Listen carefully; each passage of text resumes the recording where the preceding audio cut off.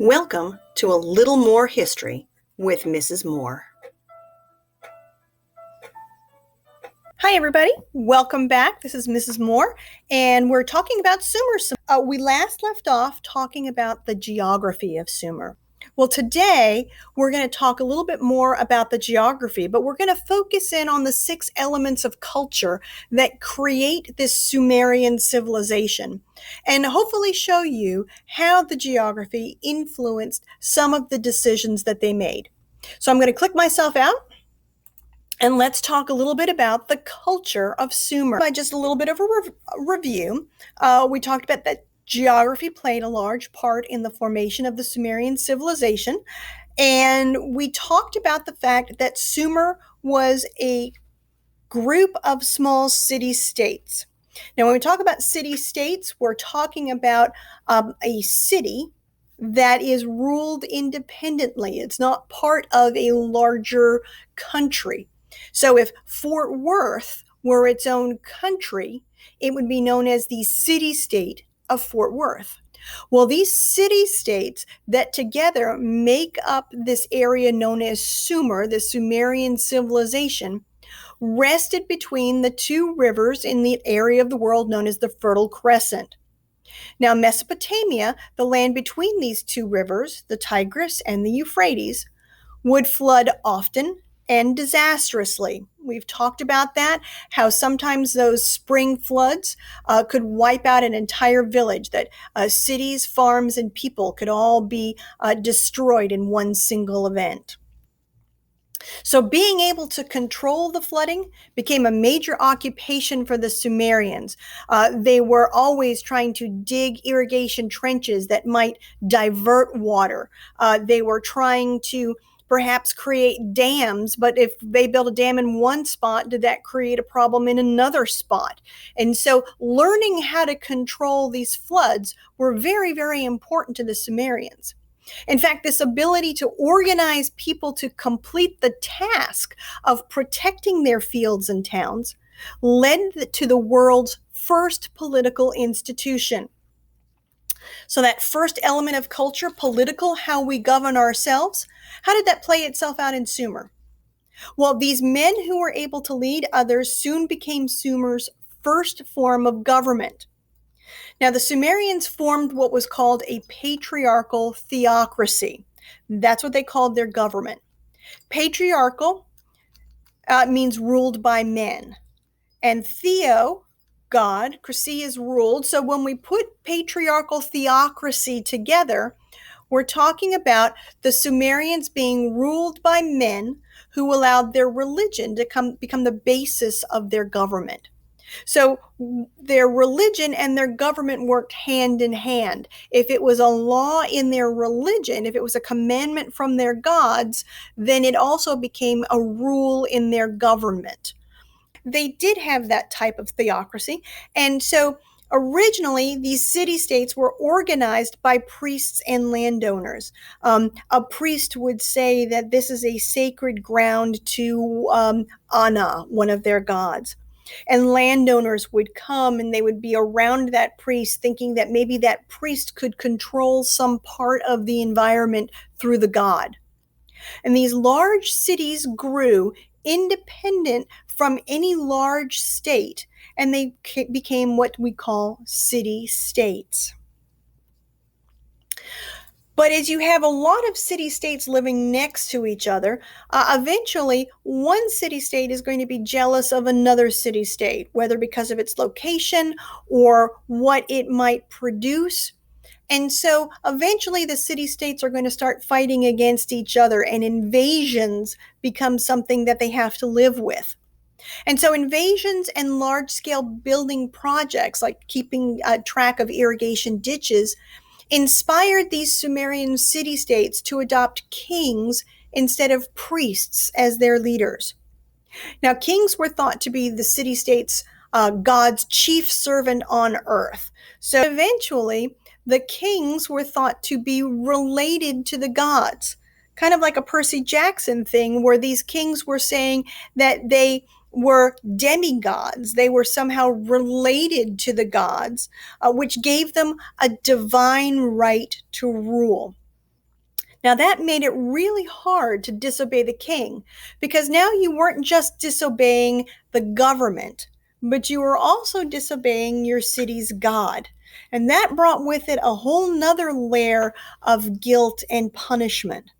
So when we talk about the political element of culture here in Sumer, we're talking about a patriarchal theocracy where men ruled with government and religion being hand in hand with each other. The second element, economics, talks about how we get the things we need to survive. Now, here is where we see geography impacting culture tremendously, because farming and trade and industry dominated their economy. Now, farming makes sense, but why trade and industry? Well, because geographically, Sumer had no wood. There were no forests. They had no metal or stone in their city-states. So trade was extremely important. They had to import whatever they needed in order to build their cities, in order to build their tools. So we import raw materials in Sumer, and then they ship out finished goods and the surplus food from their farming. When we talk about finished goods, they might import wood, create a wagon wheel, and then sell those wagon wheels, export those wagon wheels. So they take the raw materials, make them into something, and then sell those finished goods to someone else. So farming and trade and industry are very important. And when we talk about trade, we're talking about the barter system. The barter system is extremely important. They don't have money, so they're going to exchange one item for another. I'll give you 3 sheep for that wheel. It's a barter system of trade. Now, it's in religion that we find perhaps the most evidence of geography influencing their culture. First of all, we find that the Sumerians are polytheistic, and that idea, poly, is a prefix that means many. Theistic has to do with gods. So they believed that they're in many gods. Those gods were also believed to represent human traits. So if you take a look at the picture over there on your left, you're going to see a representation of several of those gods, and each of those gods look like humans. So they created these gods that were in the image of themselves. The environment or their geography is going to influence the character of their gods. How is it going to do that? Well, their gods and goddesses represented the uncontrollable forces of nature. Look at that list of gods below. You've got the wind god. They couldn't control the wind. Sun god, can't control the sun. Goddess of love and war, goddess of passion. You can't really control who you're going to love or who you're going to hate. The sky god, the moon goddess, the god of water, all of these are natural forces. Now, all of these forces are going to be things that the Sumerians want to gain control over. If you could worship the god of water, perhaps that god would not flood your city-state, because he was pleased with your worship. So you worshiped him to gain control over water. So these gods and goddesses were created by the Sumerians to try to gain some control over the things that were uncontrollable in nature. Now, each city-state had one god or goddess that it worshipped, and every city-state would pick one primary god. It's not that they wouldn't worship the other gods, but there was one god that the city-state was dedicated to. It was their patron god or goddess. And that god or goddess would be worshipped in a ziggurat. And you see over there on the left a picture of the remains of an ancient ziggurat. This ziggurat was dedicated to the city's personal god. It was a place of worship. Now, it looks like a pyramid, but it was not a pyramid. It wasn't a tomb, but it was a working courthouse and a temple. On top of this ziggurat, when it was originally created, there would be a second rectangle here, and then a third rectangle on top of that. And in this building, you would have government offices, you would have the religious priests and priestesses, but at the very top of the ziggurat, which has been destroyed over time, that would be where those religious ceremonies would take place. Again, being closer to the gods, the higher up you were, they felt the closer to the gods they were. So what you're looking at is the remains of a ziggurat that can still be found to this day in the city of Ur. Now, when we talk about the social element of culture, remember that's how we organize ourselves. The Sumerians organized themselves into 4 basic groups. At the top of the pyramid were the kings and the priests. They had all of the perks. They ran the society. Those kings and those priests would appoint military leaders or government officials. Underneath those would be merchants and farmers. And those would be the people who would trade or the people who would farm. And at the very bottom of the pyramid, you have slaves and prisoners of war. And yes, the Sumerians were the first group that we know of to have slavery as a part of their culture. Now, we call this a social pyramid because, like a pyramid is structured smaller at the top and larger at the bottom, so is the society. You only have one king and a few priests, so they're at the very smallest part of this pyramid.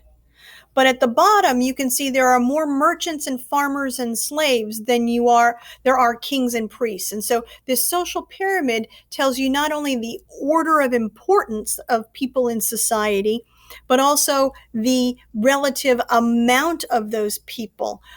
Fewer people of importance versus a larger group of the bottom, the lower classes of society.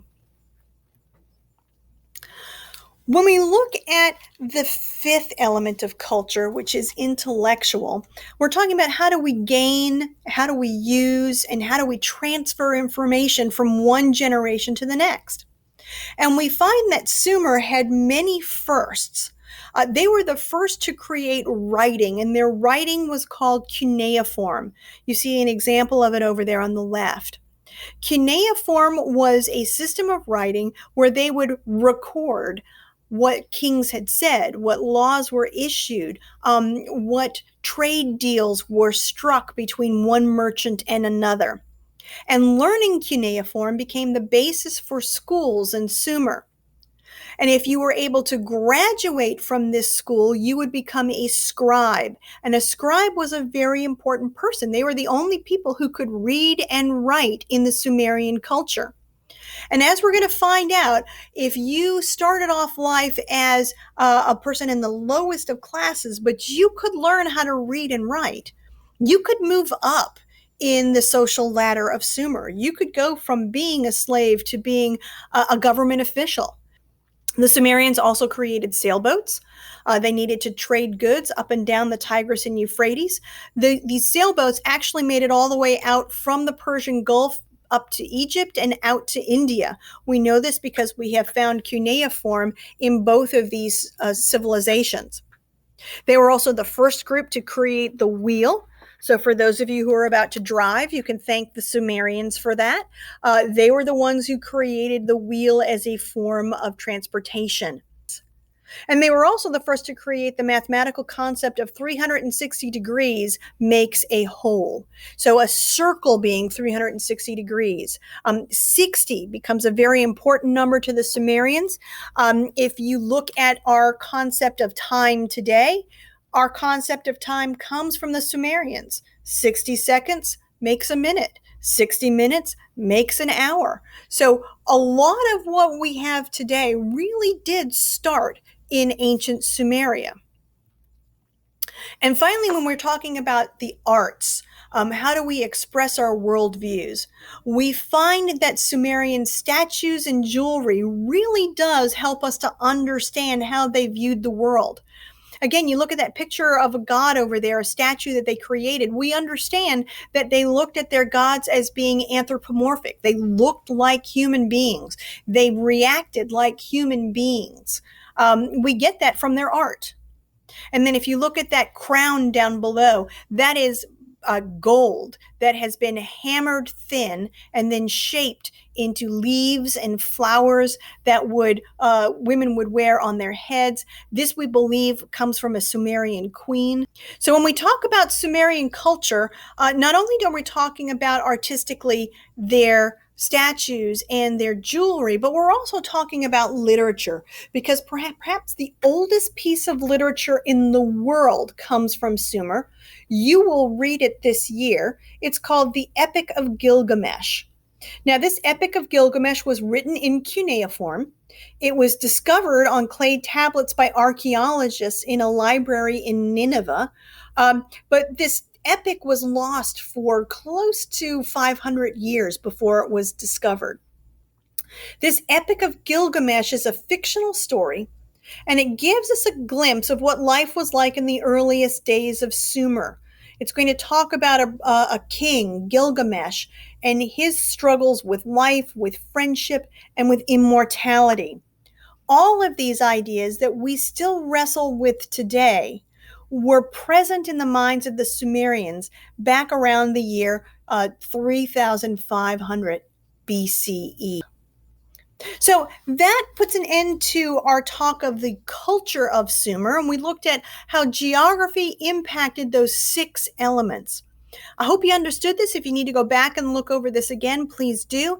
But we're going to be talking a lot about these elements of culture as we go throughout the year. So please make sure that you understand what each element of culture represents, and then how it's represented specifically in Sumer. Thanks, guys. Have a great day, and we'll see you tomorrow.